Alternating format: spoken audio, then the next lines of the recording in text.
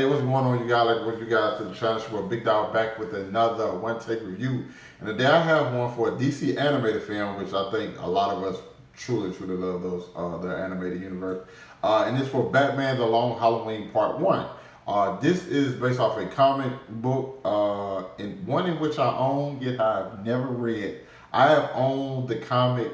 Well, I have the obviously have the trade paperback for about 4 years now, and I have never busted open to read. Pause. That just sounded weird.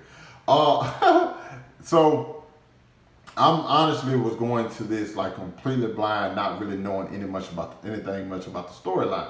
But it's essentially kind of like the perfect Batman film in a way, because it's essentially about Batman investigates a murder spree that takes place on holidays, right? And that's pretty much what it is. It's the long Halloween. Like, people die on these different holidays, and Batman is trying to figure out who. But at the same time, it's not just full of like Batman villains. You have the Joker in here. You have Catwoman. That's probably like the two probably the only two Batman villains that you really know that are in this thing, right? But it's more of a investigative dealing with like crime lords, because you have the Falcone, and Salvatore Maroni. That's his name, Salvatore Maroni. Yeah, you have those factions, and people are get knocked off from those guys groups and stuff like that. And that's pretty much like the whole thing. And I like that, because it's like, okay, we don't have to like necessarily deal with like, oh, somebody trying to destroy Gotham. It's like, you have the crime element of Gotham. Well, when I say crime, where like the mafia mob type stuff in Gotham is always very interesting, because you always have Falcone, you always have Maroni. Those are always like the big names in Gotham, and like seeing those guys have to like maneuver around stuff, and like they're getting knocked off, and we don't know who's knocking them off, because we have to have a villain who we don't know what's the purpose of them trying to take these guys down. Or other than like, hey, maybe they're just trying to do right and like get rid of these like crime people, right?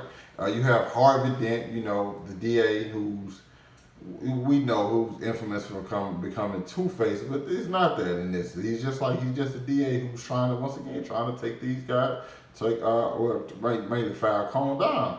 You have Jim Gordon, Harvey Dent, and Batman all working together. But this villain just so happens to be steps ahead of him. And this is before Batman becomes the world's greatest detective. This is like early Batman. It's not too early.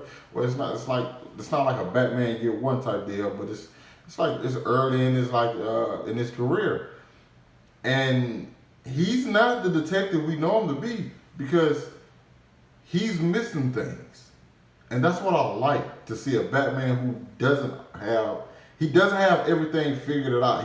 He's still not that complete version of Batman on which we know, because he still have like a little bit of self-doubt in certain situations.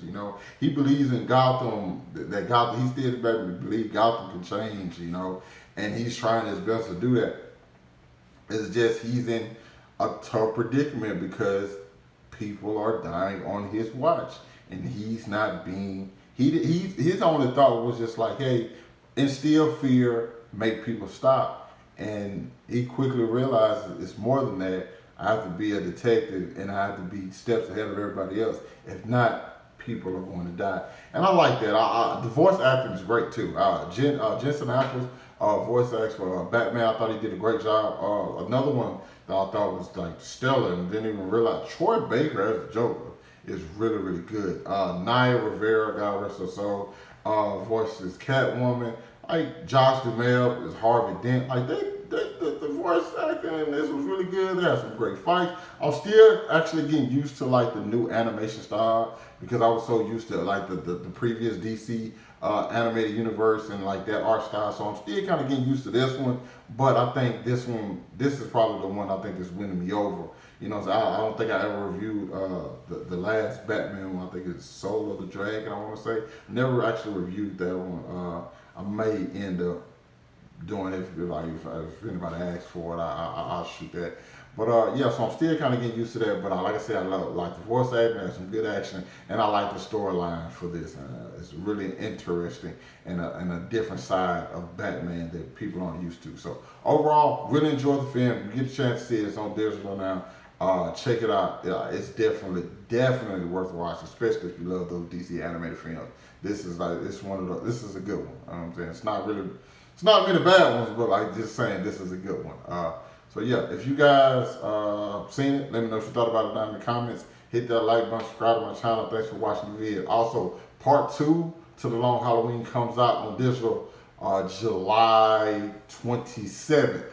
So yeah, we just got a little over a month to wait before part 2 comes out. So definitely try to catch part 1 before part 2 comes out, people. That's all. I'll catch y'all later. Peace.